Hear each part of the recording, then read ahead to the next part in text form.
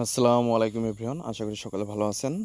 তো আজকে হচ্ছে গিয়ে 3 জুলাই 2026 সাপ্তাহিক চাকরির খবর পত্রিকাটি প্রকাশিত হয়েছে। তো এই পত্রিকায় প্রকাশিত সকল জনপ্রিয় চাকরির নোটিশগুলো নিয়ে আজকের ভিডিওতে আলোচনা করব। তো আশা করি আপনারা সম্পূর্ণ ভিডিওটা দেখবেন। তাহলে চলুন আজকের ভিডিওটি শুরু করা যাক। তো প্রথমে রয়েছে কারিগরি শিক্ষা অধিদপ্তর, যেখানে 251 জন নিয়োগ দেওয়া হবে। তো এখানে পদের নাম, পদের সংখ্যা, শিক্ষাগত যোগ্যতা এবং অভিজ্ঞতা উল্লেখ করা রয়েছে। বিস্তারিত আপনারা দ্বিতীয় অথবা তৃতীয় পৃষ্ঠায় পেয়ে যাবেন। এরপরে রয়েছে আনসার ও গ্রাম প্রতিরক্ষা বাহিনী, এখানেও কিছু সংখ্যক জনবল নিয়োগ দেওয়া হবে। বিস্তারিত আপনারা তৃতীয় পৃষ্ঠায় পেয়ে যাচ্ছেন। এরপরে আছে মুদ্রণ ও প্রকাশনা অধিদপ্তর, এখানে 431 জন নিয়োগ দেওয়া হবে। তো এখানে পদের নাম, পদের সংখ্যা, শিক্ষাগত যোগ্যতা এবং অভিজ্ঞতা দেওয়া রয়েছে। বিস্তারিত আপনারা তৃতীয় পৃষ্ঠায় পেয়ে যাবেন। এরপরে রয়েছে বাংলাদেশ রেশম উন্নয়ন বোর্ড, এখানে 167 জন নিয়োগ দেওয়া হবে। প্রধানমন্ত্রীর কার্যালয়, এখানে 117 জন নিয়োগ দেওয়া হবে।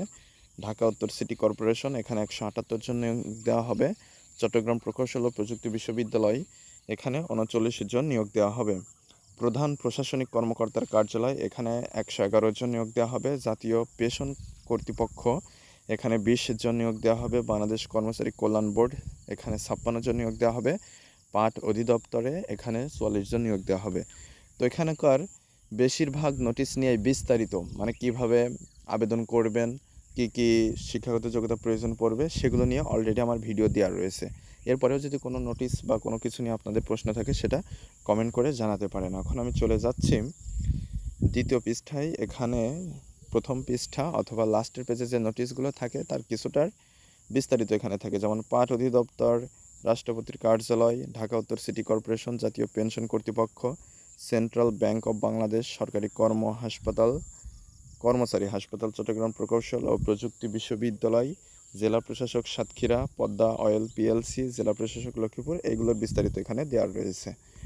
এখন চলে যাচ্ছি তৃতীয় পেজে। এখানে কিছুটা দেওয়া রয়েছে, যেমন প্রধানমন্ত্রীর কার্যালয় চাকরি, central bank of Bangladesh, Bangladesh নৌবাহিনীতে অসামরিক নিয়োগ, সরকারি কর্মচারী হাসপাতাল, প্রধান প্রশাসনিক কর্মকর্তার কার্যালয়, পরিবার পরিকল্পনা অধিদপ্তর, জেলা প্রশাসক লক্ষ্মীপুর, জেলা প্রশাসক সাতক্ষীরা, পদ্মা অয়েল পিএলসি, রাষ্ট্রপতির কার্যালয়, বাংলাদেশ মেরিটাইম ইউনিভার্সিটি, জাতীয় কবি কাজী নজরুল ইসলাম বিশ্ববিদ্যালয়, Dhaka cantonment girls public school and college.